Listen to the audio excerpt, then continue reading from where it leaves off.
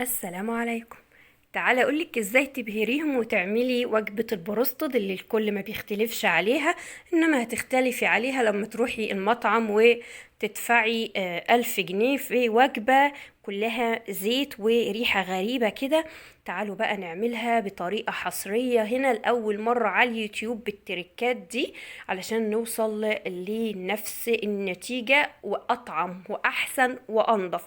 بس قبل ما ابدا الفيديو معاكم، للي ما يعرفنيش، انا شيماء فرغلي ودي قناتي. اتمنى ما تنسوش اللايك والاشتراك في القناه اذا حابه يوصلك مني كل جديد.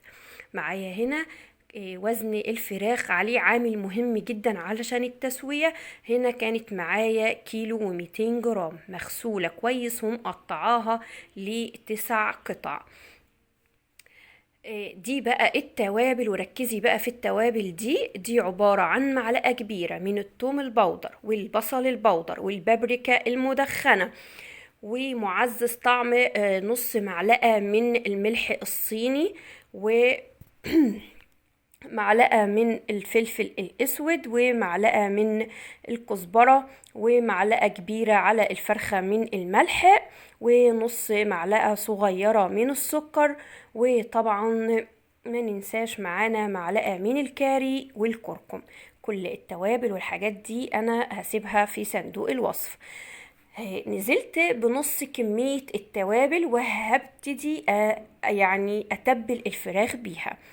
تبلي الفراخ على طول كده مباشرة بالخلطة وخليها تختلط. شايفين شكلها اتغير ازاي؟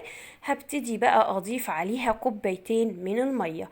يا ريت ما تروحيش تكبة المية مباشرة على التوابل وتحطي فيها الفراخ، لا، انا عايزة الفراخ التوابل تتعمل مع الفراخ وتدخل جوه النسيج.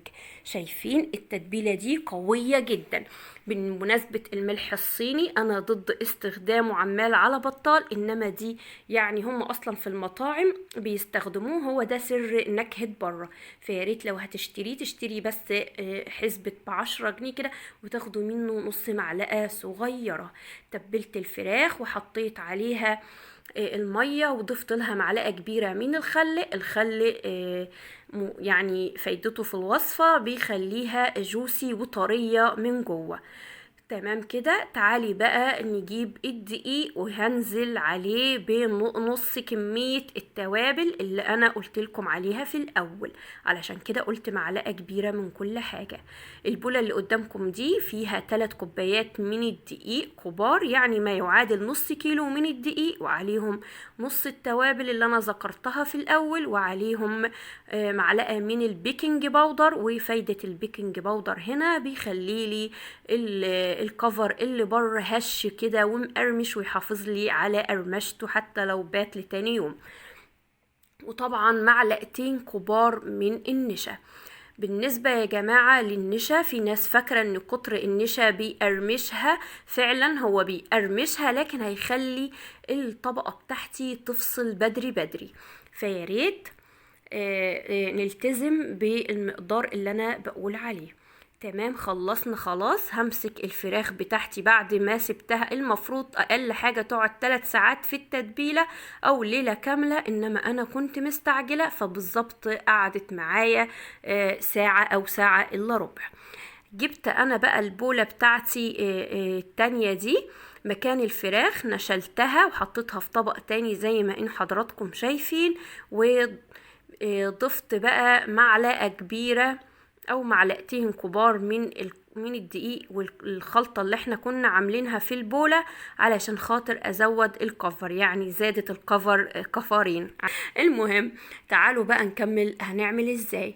خلاص كده هتمسكي بقى الفراخ بتاعتك، تاخديها من البولة الجافة اللي هناك دي، هتحطيها في الدقيق والخلطة اللي احنا عاملينها، وبعد كده هتروحي على الطبق اللي هناك ده اللي هو السائل ده وتعمليها علشان خاطر تعملي كفر، يعني تبني لي كفر قوي كده. تمام. عايزة تخليها مرة واحدة براحتك، انا يعني شايفة ان كل ما عملتها مرتين فكانت افضل. شايفين هي دي التعريج المطلوبة. انا استخدمت المنخل السلك بتاع الدقيق ده علشان اعمل بيها التعريج دي، وبعد كده قلت افرض في ناس ما عندهاش، فانا عملتها لكم اهي واحدة تاني اهي بنفس الطريقة بس من غير المنخل، علشان خاطر يبقى رضيت كل الامكانيات عند كل الناس. شايفين الكفر؟ شايفين ما شاء الله عاملة زي القشور كده، هي دي القشور اللي بتميز لي الوصفة بتاعتي. اهو باخد نفس الوضع، تاخدي على يعني 3 اطباق تاخديهم فيها، والافضل على فكرة انك تعمليها يعني، وممكن تسيبيها شوية في التلاجة، مفيش مشاكل خالص. دلوقتي طبعا الاكله دي بيتعمل جنبها بطاطس محمره، فانا في نفس الحله اللي انا هعمل فيها، يعني تتخضيش من كلمه حله، لا انا الحله دي صغيره جدا يا جماعه، يمكن مقاس 22 او حاجه، لا سوري مقاس 18، حله مقاس 18 حطيت فيها الزيت، عملت فيها بطاطس في الاول، واديني هنزل عليها بقطع البروستوت بتاعي. شايفين شكلها؟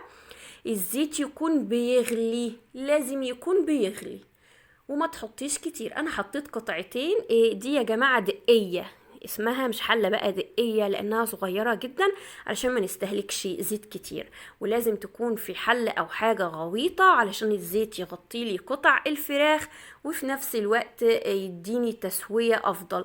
شايفين ما شاء الله اتشمعت، اول ما تتشمع تبتدي تقلبي فيها على الناحية التانية.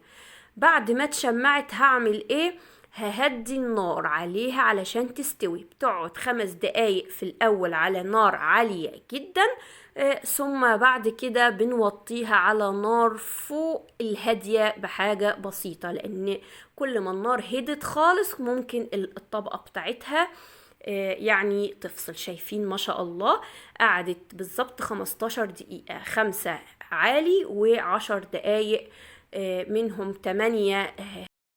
شايفين مستوية وجميلة، والكفر بتاعها بيخربش، حرفيا بيخربش. شايفين ما شاء الله على الجمال وعلى اللون، ومستوية من جوه وجوسي، وريحتها تحفة وتجنن. وطبعا عملت معاها الرز الاصفر بنفس نكهة المطاعم، وكنت قايلاه قبل كده في فيديو، هسيب لكم لينك الوصفة في صندوق الوصف.